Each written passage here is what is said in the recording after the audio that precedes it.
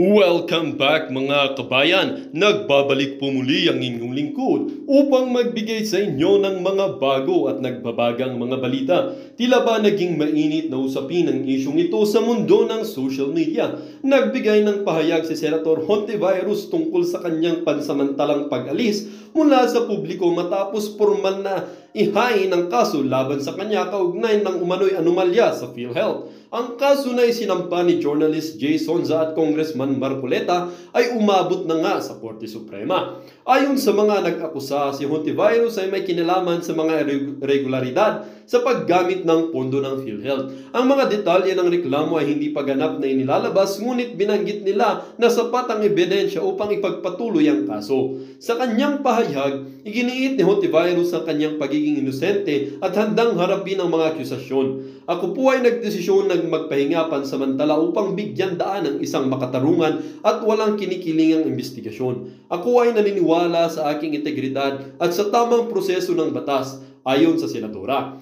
Idinagdag pa niya na ang kanyang desisyon ay isang hakbang upang maiwasan ang pag-aalinlangan at para sa kapakanan ng investigasyon. Nais ko pong tiyakin sa ating mga kababayan na patuloy akong magsusulong ng malinis at tapat na pamahalaan kahit na ako'y nasa likod muna ng mga eksena. Sabi naman ni Hontiveros. Sa kabilang banda, sinabi ni Sonza na ang kanilang kaso ay resulta ng masusing pag-aaral at pangangalat ng ebidensya. Hindi ito isang personal na pag-atake, layunin namin na itaguyod ang hustisya at papanagutin ang mga may sala, pahayag ni Sonza. Ayon naman kay Marcoleta, hindi tayo papayag na ang pera ng bayan ay masasayang lamang. Ang kasong ito ay isang hakbang patungo sa tamang pamamahala at accountability. Ang kontrobersyang ito ay inaasahang magkakaroon ng malaking epekto sa politika at pamahalaan, partikular na sa usapin ng transparency at accountability. Aabangan ng publiko ang magiging takbo ng kaso sa Korte Suprema at mga susunod na hakbang ng bawat panig. Well, para nga sa buong impormasyon ay panoorin na lamang ang buong video. At kung bago ka pa lamang sa aking channel, huwag kakalimutang mag-subscribe, pindutin ang notification bell at piliin ang all upang laging maging updated sa mga bago at nagbabagang mga balita. At sa mga solid viewers naman natin dyan, maraming salamat naman po sa patuloy na pagtangkilik sa ating channel. Tuloy-tuloy lang po ang laban para sa katotohanan at para na rin sa kinabukasan ng ating pinakamamahal na bansang Pilipinas. Pumalag na po ang mag-amang Duterte, no? Si PRRD, si dating Pangulong Duterte. At saka ito pong si Vice President Sara Duterte, hinggil po sa excessive force na pinakita po para mag-serve ng warrant of arrest dito po kay Pastor Quebuloy, no? Pero sa kasawiang palad po hindi pa naman po nahuli din si Pastor Quebuloy, no? Sa kasawiang palad po, pati po yung supporter ng gustong ipahuli si Pastor Quebuloy, binabanatan din po yung PNP. Dito po kay Hontiveros, no? Nakakatawa naman si Hontiveros. So mukhang down po yung PNP kasi mismo yung mga may kagustuhan na siya ay madakip, no? Yung pagpunta kinakantsawan po, no? Kulang daw ng intelligence ayon po kay Hontiveros. Teka lang, ano yun lang natin, nakalimutan kong tanto-santong yung sinasabi nito ni Hontiveros. Sa mga tweet, mga kapatid, both sides, no? Para sa mga Duterte at saka kay Hontiveros, palpak yung ginawa ng netong mga kapulisan natin. Okay. Pag-uusapan din po natin ito pong sa Pogo, no? Sinasabi po natin na sa Pogo ay ayon po sa mga kapulisan, lalo na to sa PAOCC,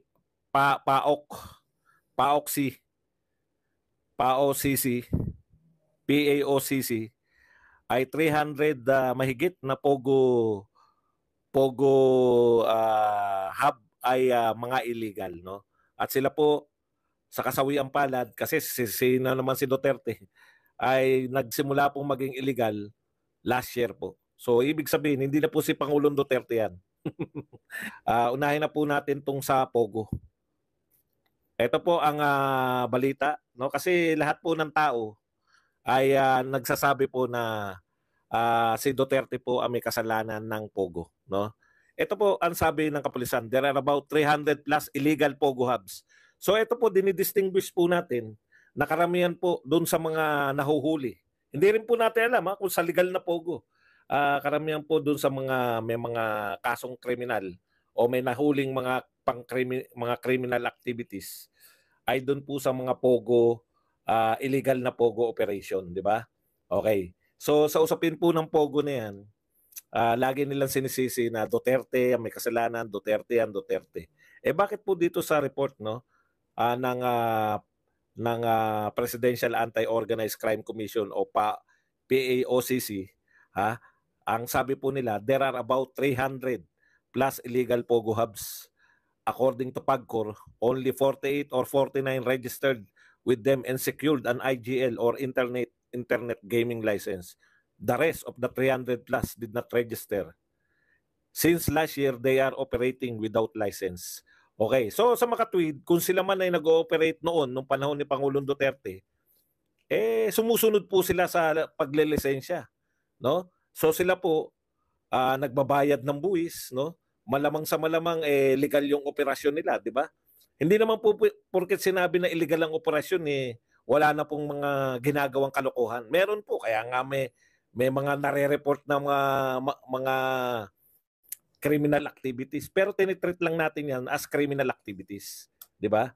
Ang basehan nga niyan, naalala ko niyan nung panahon ng pandemya no. Papatigil ba natin yung Pogo? Samantalang malaki yung bilyon-bilyon kasi yung binibigay niya sa gobyerno. Okay. Ngayon ang tanong, eto ang tanong no. So dati, more or less, panahon ni Duterte, legal yung mga yan, no? Meron nag-supervise sa kanila. Panahon po last year, mula daw last year, ayon dito sa PAGCOR, 48 or 49 na lang yung nakaregister. So may 300 plus na wala na pong rehistro o illegal na.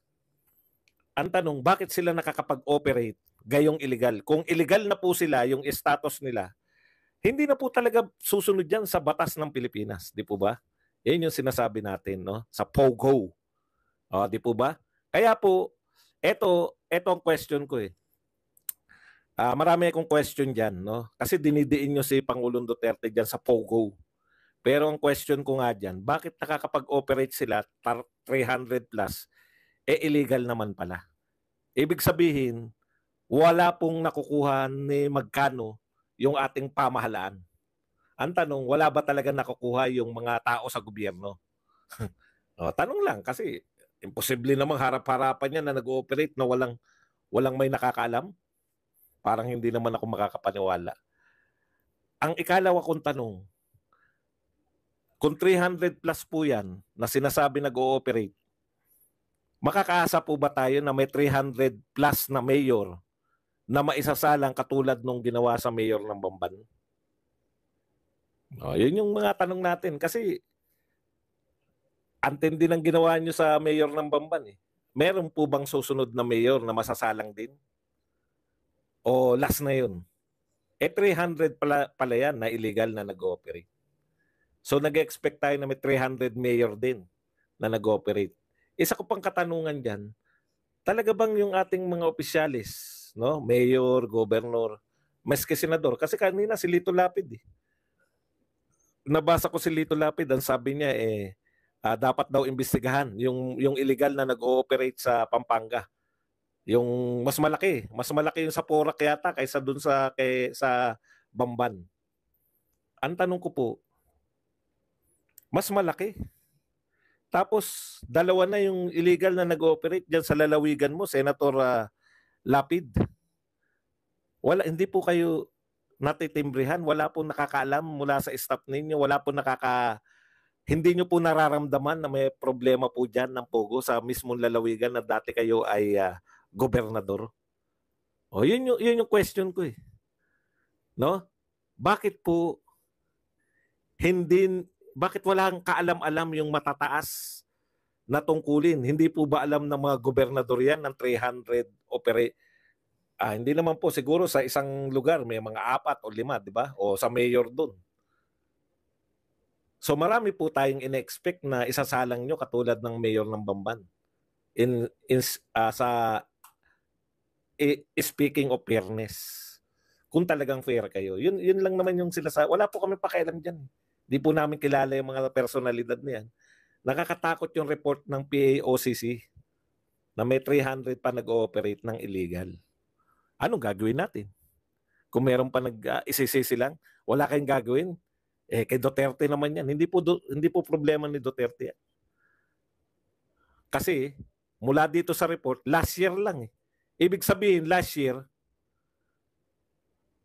before last year, 2022, legal pa yung mga yan. Nagbabayad ng buwis. Sila ay nag-ooperate under ng ating law. Pwede silang masita. May mga inspection na nagaganap. Ngayon, i-raid mo na kasi illegal na eh. O, yun po yung pagkakaiba. Kaya wag nyo po isisisi kay Duterte ang lahat. Di ba? Wag nyo pong isisisi lahat kay Duterte dahil problema na po yan ng kasalukuyan. Okay, punta na po tayo rito. Siguro naman ngayon, by this time, napanood nyo na po lahat ng naganap, di po ba? Na pangyari doon sa may Davao. Teka lang, may nagsasalita eh. Baka naririnig nyo eh. Makapiright tayo.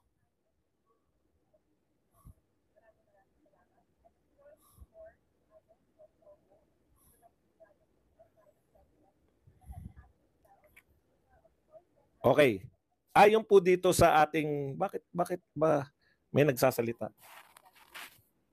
Sino ba yung nagko-congratulate ngayon? Saglit ha.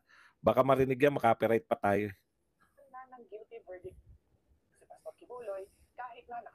Okay.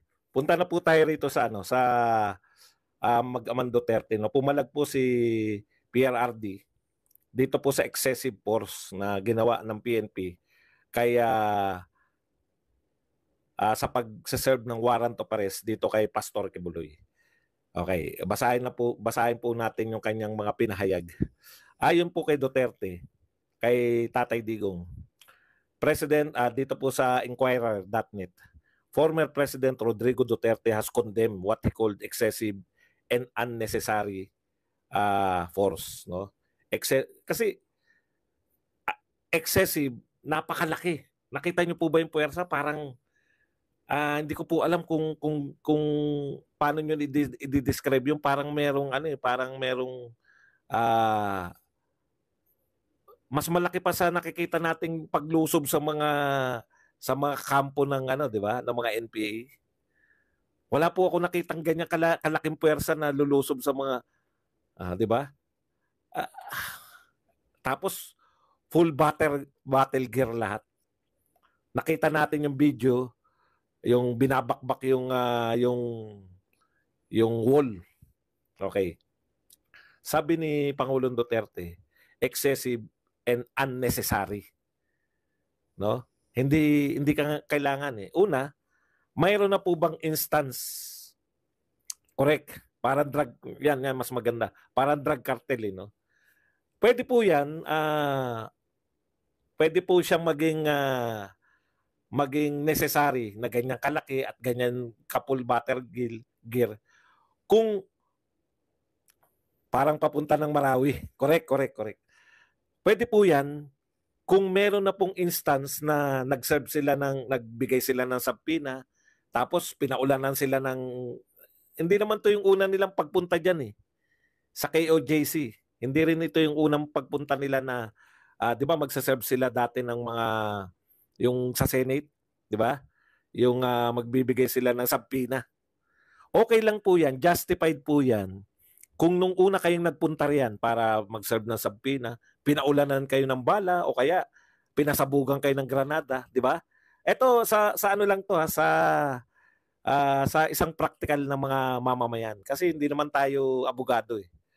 Di ba kung practical kang leader ng mga pulis o sundalo, talagang mag-iingat ka na sa susunod. No? Mag-iingat ka na sa susunod kasi nung huli kayo nagpunta, may nagpaulan ng granada o may nagpaputok ng baril. So yun po, justified po yun na ganun ang mga itsura. Pero wala pa naman pong instance na ganun eh. Wala naman pong instance na pinagsasarahan kayo ng pintuan o kayo ay pinahabol sa aso man lang. Walang resistance before na magja-justify ng ganyang excessive force. Yun po yung gusto kong sabihin eh. Okay. Tapos ito maganda tong binabanggit ni Pangulong ni dating Pangulong Duterte. Kino-question niya yung administration action in dealing with individuals merely accused. Hindi pa po ito napapatunayan beyond reasonable doubt. So dito po sa Pilipinas, sa ating pong batas, sa harap po ng batas, ikaw ay inosente until proven otherwise, di ba? You are innocent until proven otherwise. So ito po ba, sa madaling tanong, ito po ba ay karapat-dapat, no, na puwersa, na pagpapakita ng puwersa sa isang tao na inosente? Kaya ang talino po nito ni Pangulong Duterte. In dealing with individuals merely accused of committing a crime. Inosente pa. Di ba?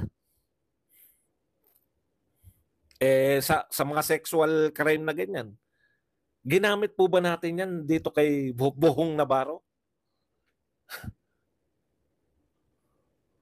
Di ba halos pareho yung binibintang sa kanilang mga krimen o mas malala pa nga kay Bohong Navarro eh. Pero bakit kay Bohong Navarro, yung pong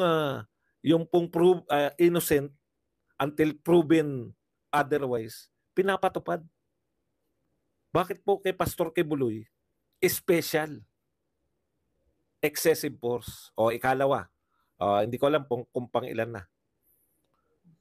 Ito, kaya ang gaganda po ng ang gaganda po ng mga banat ni Tatay Digong. O correct, 44 lang yung sa Mama Sapano eh. Talagang doon niraratratan sila. 44. Okay. Ito po ang isa pa. This incident occurred within a place of worship and on school premises, which is absolutely unacceptable. Alam nyo, sa Davao lang naganap eh. Pero imagine nyo po ba kung yan po ay magaganap, hindi po sa Davao kundi sa ano ba yun, sa iglesia? Ano yung tawag doon sa iglesia? Sa central ng iglesia. Sa New Era College sa Limbawa. Sa New Era College sa Limbawa yan nilusob. Sa tingin nyo ba ganyan na ganyan, di ba? O kaya sa Manila Cathedral.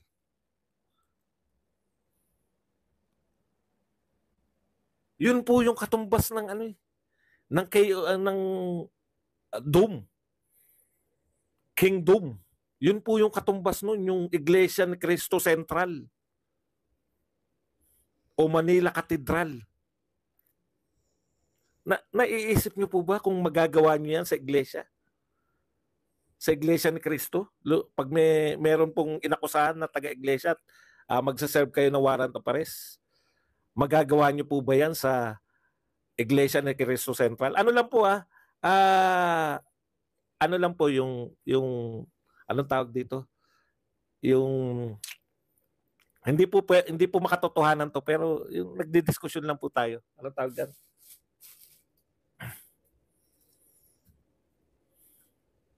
O sa parang ganoon eh. Mahirap pong unawain yung sinasabi ko until naipakita sa inyo na hindi niyo yan magagawa for the sake of argument lang. Hindi niyo po yan kayang gawin sa ibang relihiyon na yung kanilang pinakasentro ng pananampalataya. Just to illustrate, for comparison, na-imagine niyo po ba? Mayroon po bang mga kapulisan na papasukin yung sentral ng Iglesia ni Cristo? Nababakbakin nila yung kung ano man na nakaharang doon? Hindi po, wala po sa isip ko na meron pong kapulisan na makakagawa nun. Bakit po sa Kingdom of Jesus Christ kayang gawin? Eskwelahan. Naiisip niyo po ba sa UP? gagawin sa UP yan. Sa UP nga, pumasok lang ng walang paalam yung mga pulis na may huhulihin eh. Kinakailangan makipag-negotiate ka pa muna eh. Yun yung point ni ano eh. That is unacceptable. Hindi po pwede rito yung pangbubong mga katwiran ng mga vlogger na kayo pinoprotektahan nyo si Kibuloy. Hindi po. Imagine niyo po yun. Sa Vatican. Sa Vatican gagawin yan. Ganun po yung katumbas. Maaring maliit yung pwersa ni Kibuloy kumpara sa iglesia o sa Romano Katoliko. Pero yun po yung katumbas nun eh. Nung kanilang mga puok dalanginan. Lalo na kung imagine niyo yan na gagawin niya sa mga Quran. Quran, excuse, anong tawag doon sa simbahan ng mga Muslim? Pasensya na, hindi po Quran. Ano na nga tawag doon sa mga mosque? Hindi po obra. Yun yung sinasabi ni Pangulong Duterte na unacceptable. Unacceptable po yan. Hindi nyo po pwedeng katwiranan na dapat yung mga humarang na yan. Dapat yung mga humarang na yan ay ipakulong, sabi ni Abi. Ha? Kasuhan daw yung mga humarang.